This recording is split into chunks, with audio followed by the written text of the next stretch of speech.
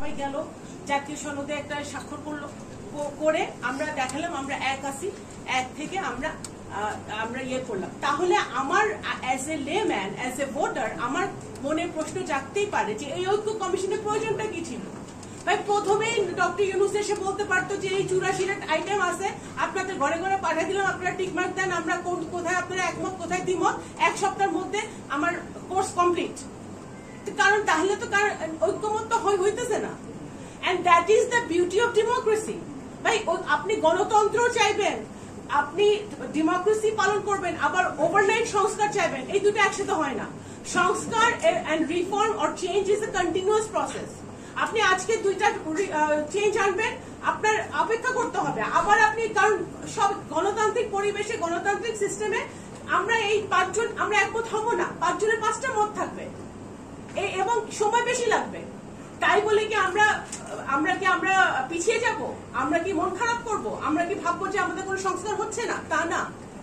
এই যে আমার ভাই বললো যে কি নোট অফ ডিসেন্ট নিয়ে, আমি মনে হচ্ছে আমি টক শোতে বসছি।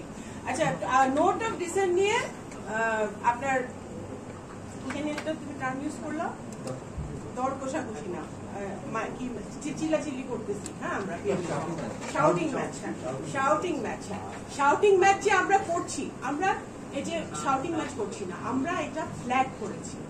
আমরা যখন এই আলী রিয়াজ সাহেব ওনার রিপোর্ট পেশ করেছে, পরের দিনই বিএনপি অফিসিয়াল প্রেস কনফারেন্স করে আমাদের কি কি প্রবলেম আছে এটা নিয়ে সেগুলো আমরা জাতির উদ্দেশ্যে পেশ করেছি।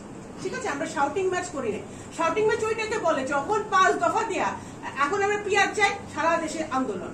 আচ্ছা, পিআর এখন একটু কমছে, শুনতেছি না পিআর এর কথা বেশি, এখন গণভোট চাই, সারা দেশে আন্দোলন। এখন গতকালকে 8টা দল দেখলাম একসাথে দাঁড়িয়ে ওনারা গণভোট চাচ্ছেন। আমার কথা হচ্ছে, গতকালকে আপনারা দেখছেন বাংলাদেশ জাতীয়তাবাদী দল আমরা 237টা সিটে আমরা মোটামুটি আমরা প্রার্থী চূড়ান্ত করেছি। আমরা সারা দেশ ভোটাররা নির্বাচনের দিকে আগাচ্ছে, জনগণ এগিয়ে আছে, রাজনৈতিক দলগুলো পিছিয়ে আছে। বিকজ মানুষ এখন ভোট দিতে চায়। আপনারা যখন জুলাই সনদ সই করছেন, আমি একজন মাঠের কর্মী হিসেবে আমি আমার গ্রামে বসে, আমার গ্রামে ছিলাম সেই দিন, কারণ আমার গ্রামের লোকটা ভোট দিতে পারেনি গত 17 বছর। ওই জুলাই সনদে কি লেখা আছে ওরা ভাই গণভোটে কি কি লেখা আছে ওরা জানে না। ওদেরকে জানাইতে হলে আপনাদের ওদেরকে মিনিমাম 6 মাস ওদেরকে শিখাইতে হবে। ওরা কিসের উপর ভোটটা দিবে, গণভোট ইয়েস নো, তাহলে কিসের উপরে বলবে? তাদেরকে বুঝতে তো হবে।